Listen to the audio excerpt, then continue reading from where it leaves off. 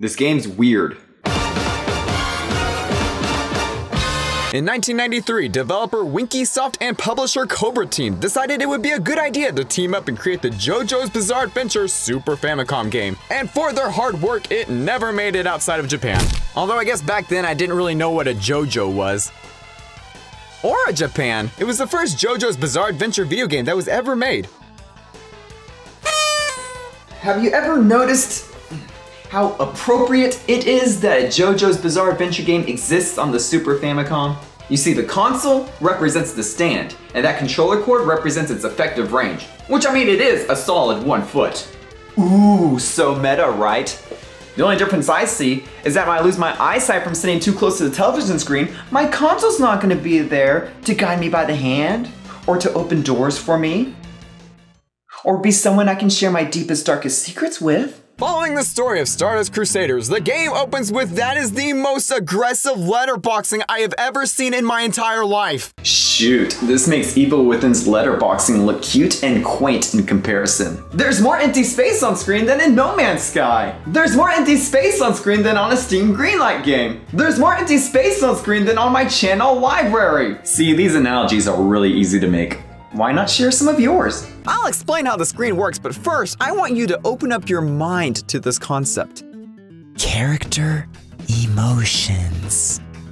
Ooh, so sensitive. Yeah, I'm sure that's not what you expected, but the emotions the characters display indicate their status and how they should approach a situation. They can feel upset, happy, stressed, hot, cold, hungry, giddy, flamboyant, fabulous, and downright dangerous. But how do you get any emotions like that from someone like Jotaro? On the other hand, the top of the screen is blank except for when menus and text boxes appear. Seriously though, was leaving all this blank screen necessary? You know, I get if you're trying to cover up the character's lower bodies so the artists don't have to animate the legs. I mean, that's real selfless, but surely the whole play screen doesn't need to suffer. I feel like from an aesthetic standpoint, this is a game design sin that should never, ever be done.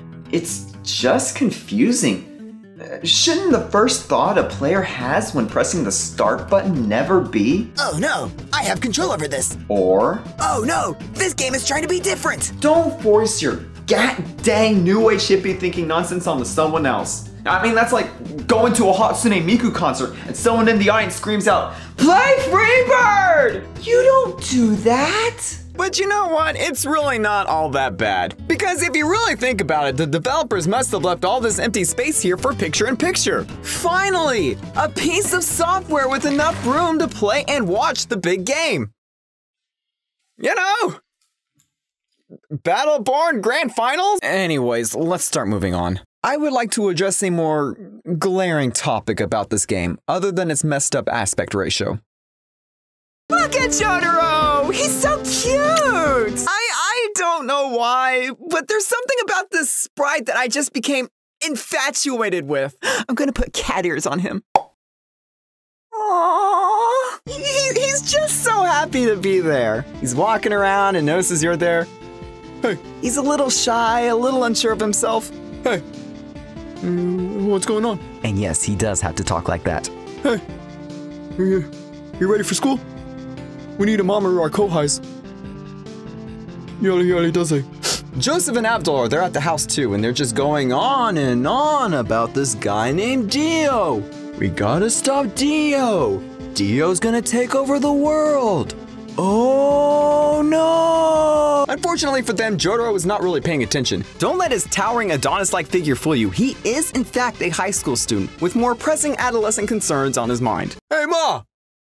Where are the Cheetos? Jotaro eventually departs for school, where he is swarmed by a flock of ravaging fangirls, whose only motivation for having a crush on Jotaro is because they were written to be that way. Yeah! Jotaro! You're so handsome! I want all of you right now! No thanks. I'm saving it for when I'm married. My family would be really disappointed in me if I had sex outside of marriage. Grandpa! Soon after, Jotaro runs into a group of bullies, and the first battle of the game begins. During combat, the enemy portraits bob up and down. You know, I've heard people say that it looks silly, but if we take a step back and compare it to the Berserk 2017 anime, this is obviously a standard animation practice that's been around for decades. What's the big deal? But whatever, I'm trying to get to school so I can pursue my passion of marine wildlife, and these punks from Bass High are blocking my way. Time to show them the rage, the power that is Star Platinum. Go!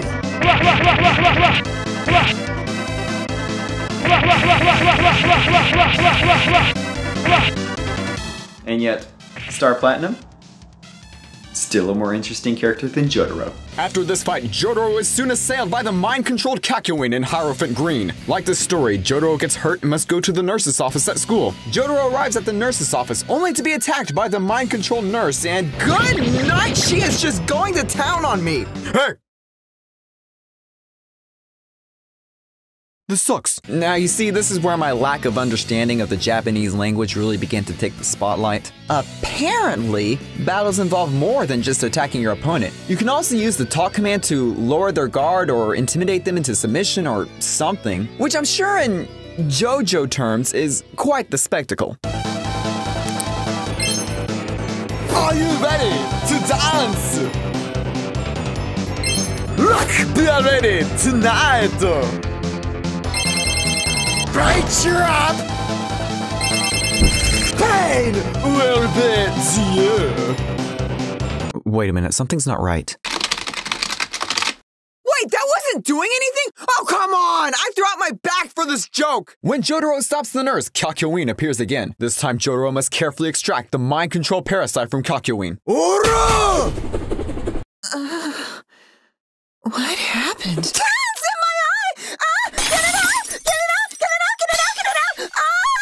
Hey! You're free. With Kakyoin now free from his mind control, it becomes apparent that Dio is starting to make his move against the JoJo's. Jotaro finds himself at the crossroads of a most dire dilemma. I could leave school right now and go stop Dio. But I should go to class.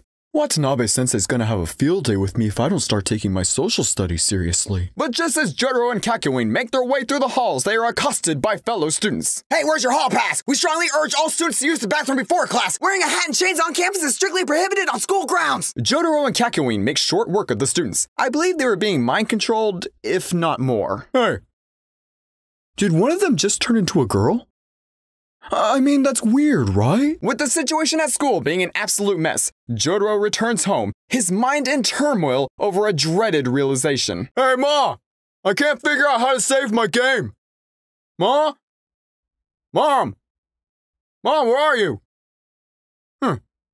I barely recognize this room when she's not in the kitchen. Joseph delivers the terrible news. He tells Jotaro that his mother Holly has fallen ill, and they must defeat Dio in order to save her. The Crusaders assemble and depart for their journey to Egypt.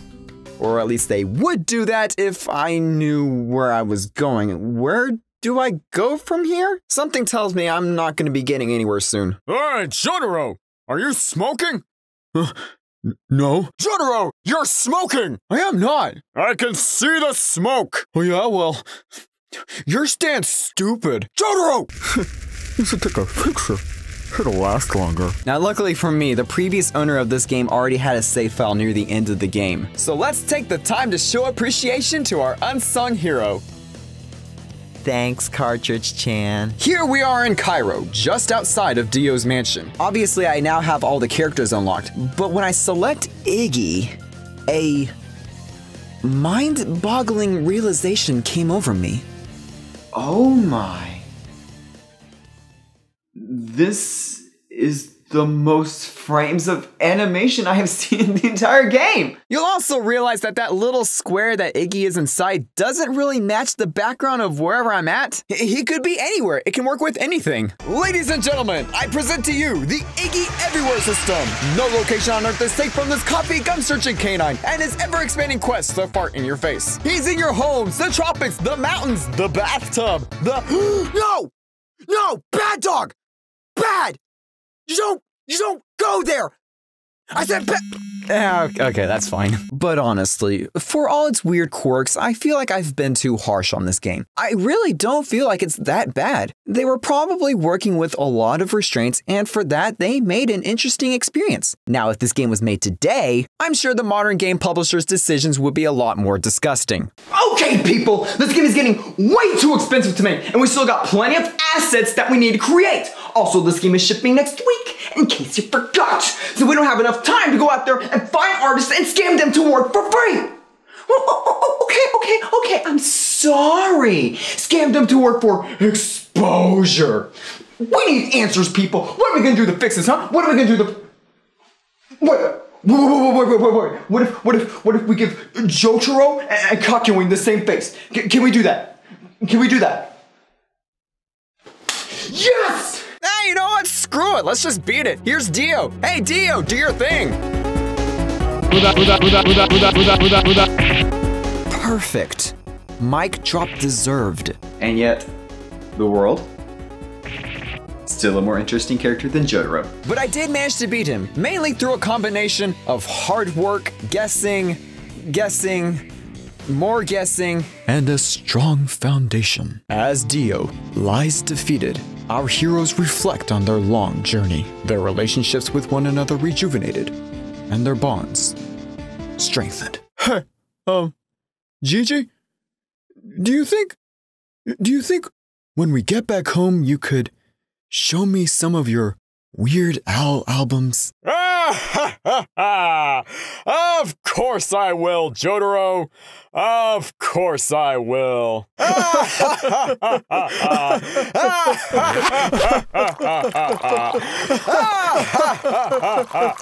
And with Holly now saved, all our heroes journey back home, and they all lived happily ever after.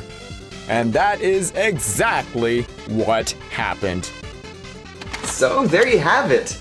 This game isn't amazing by any stretch of the word, but I did kind of enjoy it, mainly for the novelty aspect. Now before you go bombing me with questions asking me things like, why didn't I just play a translated version of this game, or why didn't I just use a regular Super Nintendo controller? Well, I have a very good reason for that. I am stubborn. I hope that clears up all misunderstandings you may have had. Still, what I don't understand is how I even got this game. Yeah, this game just appeared in my collection one day. I guess I must be possessed by an evil presence with an infinite range. Or maybe I just forgot. I'm sorry, I don't mean to deceive you. Yeesh. You know, looking back on it, I realized I only made 2 proper videos this year.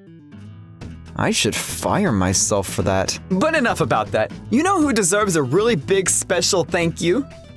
You do. I mean, let's just be honest with ourselves. Who else was gonna watch this video from beginning to end, if not for you?